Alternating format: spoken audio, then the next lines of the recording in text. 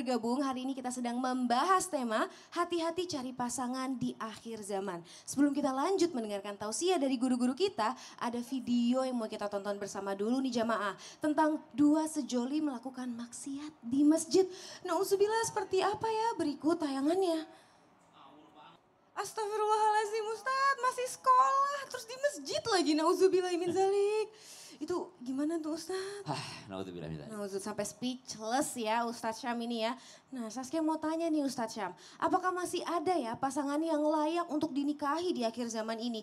Apalagi banyak banget yang gak bisa mengendalikan hawa nafsunya dan juga menjaga kehormatannya. Nauzubillah min zalik. Mohon izin tausiahnya Ustadz Syam. Baik, bismillahirrahmanirrahim. Terima kasih Saskia, baik guruku Muhammad, Ustadz Maulana, serta para alim ulama, guru-guru kami dimuliakan Allah Subhanahu wa taala. Al-Qur'an surah Al-Baqarah ayat 238. A'udzu billahi minasy syaithanir rajim.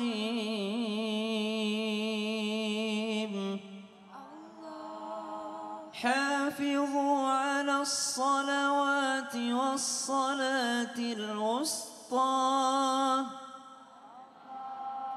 والصلاة الوسطى وقوموا لله قانتين.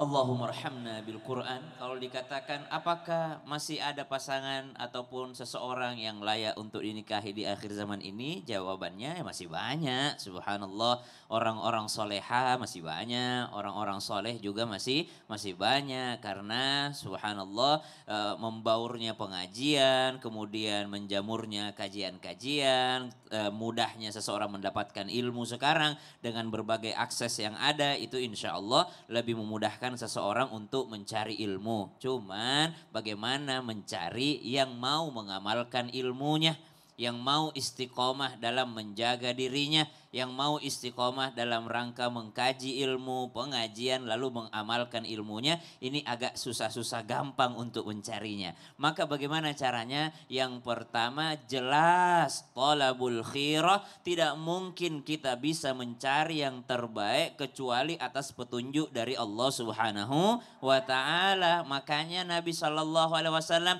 jangankan akhir zaman ini, di masa Nabi saja, Nabi sudah mengajarkan sahabatnya untuk kalau mau cari yang terbaik itu sholatlah 2 rakaat. Lalu setelah itu beristikharah, minta petunjuk sama Allah Subhanahu wa ta'ala. Karena boleh jadi dalam pandangan kita nih orang baik, tapi ternyata kita ketipu casingnya. Jadi kita subhanallah jelas minta petunjuk dari Allah agar Allah yang menunjukkan ini baik untukmu, ini yang terbaik untuk agamamu, ini baik untuk masa depanmu. Dengan cara apa? Dengan cara sholat 2 rakaat, meminta petunjuk sama Allah Subhanahu wa ta'ala. Diberikanlah istilah namanya sholat istikharah.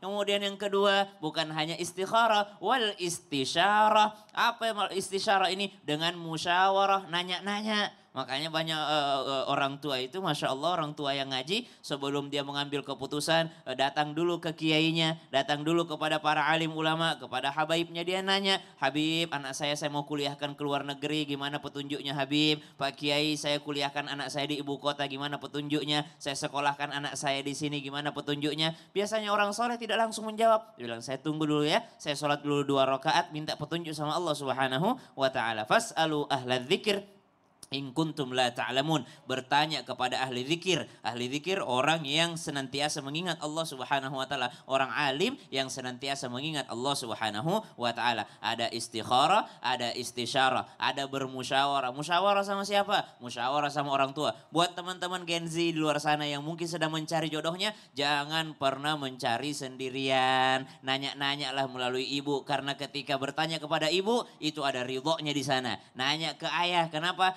Ayahmu tidak akan memberikanmu sesuatu yang tidak baik. Ayahmu pasti cariin yang terbaik untukmu. Masya Allah, terima kasih banyak Sama-sama Saski. Tepuk tangannya boleh dong jamaah. Nah jadi udah dicatat ya semuanya ya jamaah. Sekarang Saskia mau langsung tanya ke Habib nih, mohon izin Habib. Nah Saskia mau tanya nih Habib. Boleh. Apakah perjodohan yang dilakukan oleh orang tua akan menjadi calon pasangan yang terbaik? Masya Allah. Nah, namun bagaimana jika anaknya tidak menginginkan perjodohan itu, Habib? Karena sekarang kan ya gitulah, Gen Z, milenial atau bahkan Gen Alpha yang masih kecil-kecil itu mereka menjunjung tinggi yang penting aku cocok. Kalau dijodohin kan aku nggak tahu cocok atau enggak. Nah, mohon izin tausiahnya, Habib. Baik. Perjodohan, bagaimana hukumnya orang tua yang menjodohkan anaknya? Orang tua yang menjodohkan anaknya sangat bagus, sangat mulia. Karena tidak mungkin, insya Allah tidak mungkin orang tua itu ingin menghancurkan masa depan anaknya. Perjodohan ini kalau di dalam madhab Al-Imam Syafi'i itu namanya orang tua itu wali ijbar. Apa itu mujibir? Mujibir itu boleh seorang ayah menikahkan anaknya walaupun itu anak tidak setuju dengan perjodohan ayahnya. Boleh, tapi dengan syarat. Bukan langsung memaksakan begitu saja sebab di dalam kitabnya Sayyid Muhammad bin Alwi bin Abbas Al-Maliki dikatakan la yajuz igrah fi tazwij ibnatihi. Tidak boleh memaksakan, menjodohkan, menikahkan anak perempuannya atau anak lakinya sama orang lain yang memang tidak disukai sama itu anak. Tidak dianjurkan dan tidak diperbolehkan. Tapi secara hukum fikih sah atau tidak, hukumnya sah kalau itu terjadi.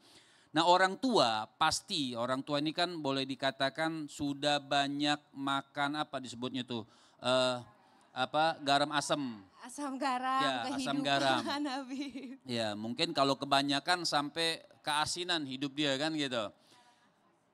Nah itu artinya orang tua tuh tahu, oh kriteria orang tua tuh pasti mandang, oh lihat keluarganya, lihat anaknya, ini anak bagus, akhlaknya bagus.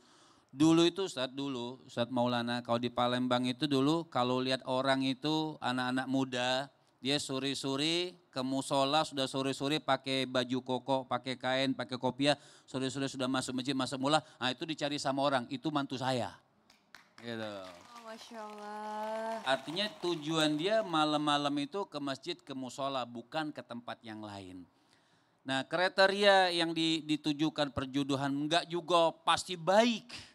Maksudnya oh pasti terbaik, tapi insya Allah kalau itu anak menerima, ya Allah kalau memang ini jodohku baik karena pilihan kedua orang tuaku dengan niat yang bagus tuh. Kemudian dia berdoa menerima perjodohan orang tua tersebut, menyerahkan istinad kepada Allah Subhanahu Wa Taala, insya Allah menjadi baik buat dia. Banyak, berapa banyak orang tua kita dulu nih mungkin ibu-ibu di sini ada yang dijodohin?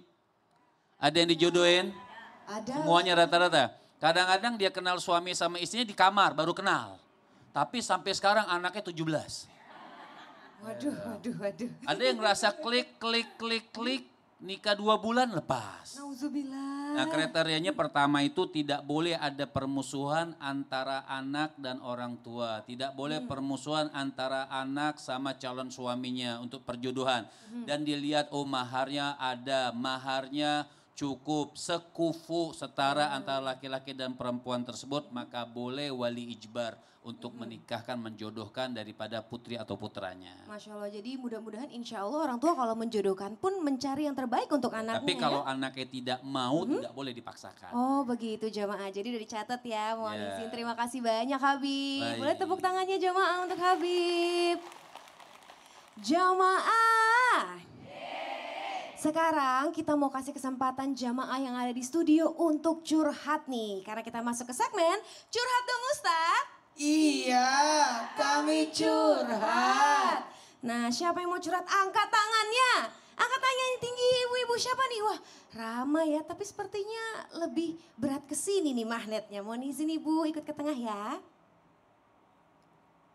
Silakan ibu di sini ibu sayang ke tengah. Sebelumnya mohon izin Ustadz Maulana dan juga Habib untuk ke tengah. Sini ibu.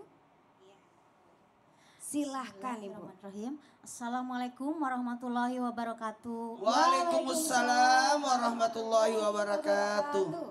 Curhat dong Ustadz.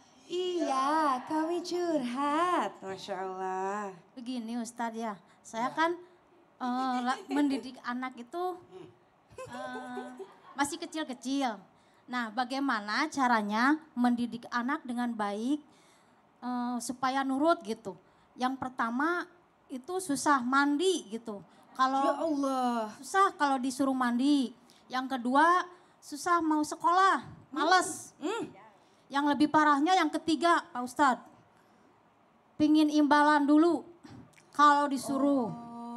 Jadi saya teh nggak merasa gimana gitu ya. Kayaknya ibunya begitu dulu. Enggak sih, enggak. Oh enggak, itu langsung klarifikasi. Enggak ya Bu? Enggak. Nah, jadi sedih ya ibu ngasih tahu apa anaknya Jadi tuh doa itu yang gitu kayak ya? gimana gitu ya. Ibu namanya siapa? Ibu Elis Trisnawati dari Bandung. Masya Allah. Kumaha damang. Alhamdulillah. Alhamdulillah. Anak ibu berapa? Semua 5. Semua 5. Yang udah menikah 2. 2. Coba usia yang anak-anak yang masih dididik berapa? Yang ketiga, Ya. yang ketiga 13 tahun. Ah. Yang keempat 10 tahun. Oke. Yang kelima Ya. itu 8 tahun. 8 tahun. Mau deh. Masya Allah. 8, 10, 13. Ya. Untuk anak ketiga 4, 5 karena 1, 2 sudah menikah. Buat semua orang tua, didiklah anakmu sesuai zamannya. Sekali lagi, didiklah anakmu sesuai zamannya. Zaman jangan kembalikan zamannya ibu. Saya dulu pergi sekolah jalan kaki. Ya iyalah, nggak ada angkut. Nah, mohon maaf. Yang kedua, didiklah anak sesuai sifat karakternya. Beda-beda. Makanya kita berlaku adil, bukan berlaku sama ya. Berlaku adil. Adil itu sesuai anak. Kepintaran anak kan beda-beda. Kemampuan anak beda-beda. Yang ketiga, didiklah anakmu sesuai usianya. Lihat dulu usianya. Usia 1 sampai 7, usia raja dan ratu. Nah, tapi anaknya ibu sudah usia 7 ke atas. 7 ke 14 adalah tawanan. Sebaiknya bikin rundingan. Nah, ada jadwal mandi, jadwal ini, jadwal sekolah dan sebagainya. Itu. Oke. Kemudian usia 14 ke 21 adalah bestie. Sahabat. Kita sama anak jadi kayak sahabat sudah 14 tahun. Berarti anak ibu masih dalam proses 8, 10, 13 itu masih proses tawanan. Berarti harus ada kedisiplinan. Ibu tenang aja karena ibu punya senjata yang luar biasa. Kakaknya yang 2 orang itu. Nah. Boleh digunakan kakaknya. Ibu menjadilah orang tua yang berwibawa di hadapan anak. Ibu mau anaknya mandi? Iya. Ibulah duluan yang mandi. Wah. Ibu mau anaknya ke sekolah? Iya. Beritahukan tentang kemuliaan orang yang menuntut ilmu. Oh, Masya Allah. Iya, ajak anak ke tempat yang membuat, wah cita-citanya anak mau jadi apa? Perlihatkan bahwa untuk bercita-cita harus dengan ilmu. Masya Oke, Bu. Allah. Boleh ditambahkan Habib, mohon izin. Baik, memang Ibu pendidikan itu dari kecil. Dari kecil itu memang sebenarnya kita harus ajarkan anak-anak itu untuk bangun, mandi, sekolah. Memang nih mungkin maaf nih kalau boleh tanya, dia terbiasa sama gadget gak? Iya, betul. Itu mungkin karena terbiasa sama gadget, sudah mabok biasanya dengan game. Jadi Iya, malam-malam tuh kadang-kadang dia juga tidak bisa menentukan waktu tidurnya. Betul, betul. Jadi kalau pagi ya sudah mulai capek, ngantuk, akhirnya malas mandi, malas untuk sekolah. Nah mungkin sedikit demi sedikit memang untuk memisahkan itu perlu tempo. Misalnya dibataskan dulu sehari berapa menit atau memang 1 minggu misalnya Senin sampai Jumat itu dia tidak boleh gadget. Mungkin 1 minggu ketika libur itu boleh. Tapi memang biasanya marah-marah. Iya, betul. Nah, mau imbalannya berapa emang? Sekali Semua imbal? sekali imbal mintanya 5.000, 10.000 gitu. Saya besok tidur rumah ibu.